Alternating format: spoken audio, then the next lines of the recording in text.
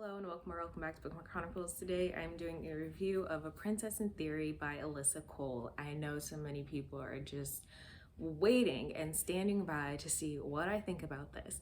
If you don't already know, I struggle with romance novels, but I really wanted to give Alyssa Cole a try because I love No One Is Watching. It was one of my best books of 2020. So I decided to dive into her Reluctant Royal series and see what the hype was about. So in this, we follow Naledi Smith, who is a grad student. She works multiple jobs, and she keeps getting emails saying that she is betrothed to this prince and that she needs to respond so that she can claim her throne. Obviously, she thinks that shit's a scam, so she ignores the emails. Little does she know that Prince Thabiso is real and he is on his way to New York and he plans to come find her. I really like Naledi as a main character, even though I did have a few issues with her. I think the ending of this was actually very satisfying and there weren't a ton of loose ends or anything like that. I like that we do see a lot of character growth for both Naledi and Thabiso, and I absolutely love Lakatsi. Thabiso's assistant is the best character in all of this. If I'm not mistaken, she does have a novella in the series, and if that is true, I will definitely read it because I love her. On the other hand, as with a lot of romance novels that I read and end up disliking, there were a lot of tropes in here that I hate with a burning passion. For example, lack of communication, which just seems to be a reoccurring thing in romance in general, and I can't do it. It just, we're adults, okay? Speak your mind. That should not be an issue. There was also the I don't deserve love because of past trauma thing, which I absolutely hate. I never understood that trope and I never will. And also just like, there's this thing that you need to talk to your significant other about, and that the longer you wait, the worse it's gonna get, but you keep waiting. It doesn't compute up here. It doesn't make sense to me. So I liked it, but I'm not in love with it. I would rate this probably a 3.25. I did enjoy it. The writing is amazing. There are some parts that are really funny and that made me laugh out loud when I was listening to the audiobook. But the tropes and some of the characters, I really dislike some of the characters. So that weighed on my rating more than the things that I liked, unfortunately. I think I will continue with the series though, just to sort of give it a try, but I don't really have super high expectations, as I tend not to when it comes to romance. So we'll see how it goes. If you have not yet read A Princess in Theory but would like to, this is your official spoiler warning as I get more into the plot and the details. As I mentioned, there were a lot of things about this book that I did really enjoy. However, one thing that is really sticking with me and has since I finished reading the book last night is Portia. I hate her with a burning passion. Portia is supposed to be Naledi's best friend, and I feel like she failed at that. Like, that's pretty much your role in the story, is to be a supporting character, and you failed. I first felt that way when Portia texted Naledi and is like not getting a response for her, so she keeps texting her because, mind you, Naledi fell asleep. That woman is exhausted. She works multiple jobs, just trying to stay afloat, and she's just tired. Like, the girl deserves some rest. So because she's not answering, Portia says, "Oh, so the dick is that good? I see where your priorities are." Bitch, drunk or not, that was completely out of fucking line. And for you to question somebody's loyalty to you, knowing the situation that they're in, like, "Oh, I'm sorry, you spoiled little rich bitch. You can't handle not being the center of attention for a split fucking second."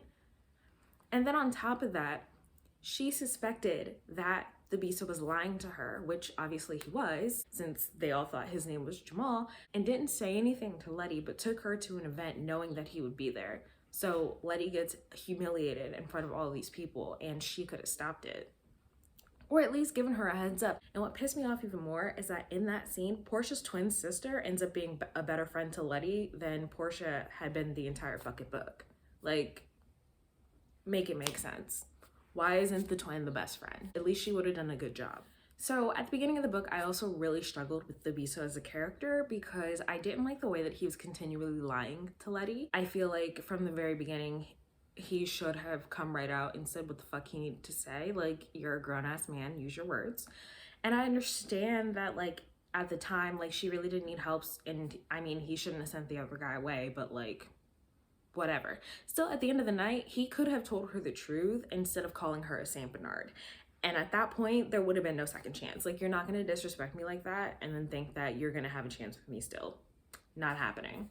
On top of that, I felt really weird about the fact that he moved into the apartment across from her. Like, literally, he stalked her. That's not sexy. And then also, you keep claiming you don't have time to tell her the truth, but you managed to have sex with her in that time frame. I'm not understanding your thought process here. Where's the logic? I guess for the sake of the story, he redeemed himself, but I don't think I would have been able to forgive some of the things that he did, so not great. While I really, really like Naledi, I think that she has issues sticking up for herself, and I can totally understand being a Black woman in certain fields and all of the microaggressions and stereotypes and not wanting to be seen as problematic and whatever the fuck, but like, everybody's got a breaking point and you can only take so much. Like, you're not gonna continually treat me like shit and think that I'm just gonna keep letting it slide. Like, that's just not how I roll. I also, again, the I don't deserve love because of past trauma thing, like, I understand that it was hard that your parents were killed and you were in and out of the foster care system, which in America frankly sucks. But to think that because none of your foster families adopted you that you don't deserve love or that you'll never be in a stable relationship doesn't make sense.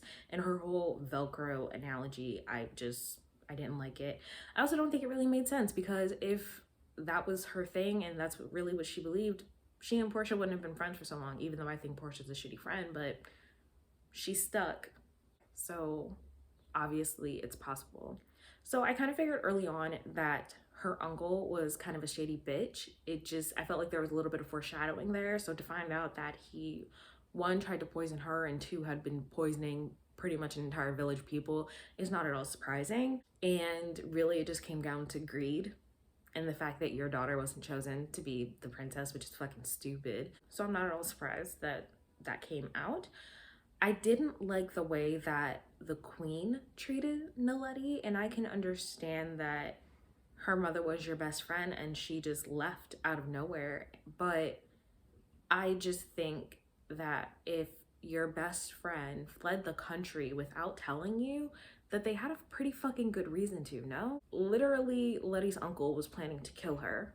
And obviously they didn't know that at the time, and they didn't know that they had died, but nobody thought to look more into that. Nobody thought that that seemed odd, especially the queen, like your best friend whose child is betrothed to yours. You didn't question that at all. That just didn't make sense to me. I felt like that was a little unrealistic. So like I said, overall, I did enjoy reading this. However, the tropes did kind of make it hard to get through, and like some of the logic, like I said with the queen, like it just didn't make sense. Like, I just can't believe that nobody thought to look into that. It just didn't seem like that's the way that would go down.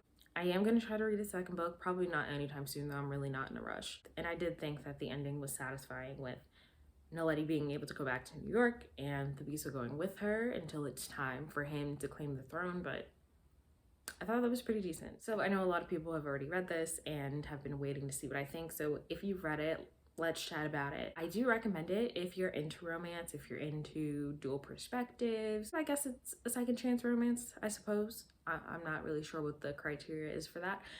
But that's all I have for you today, and I'll see you in the next video.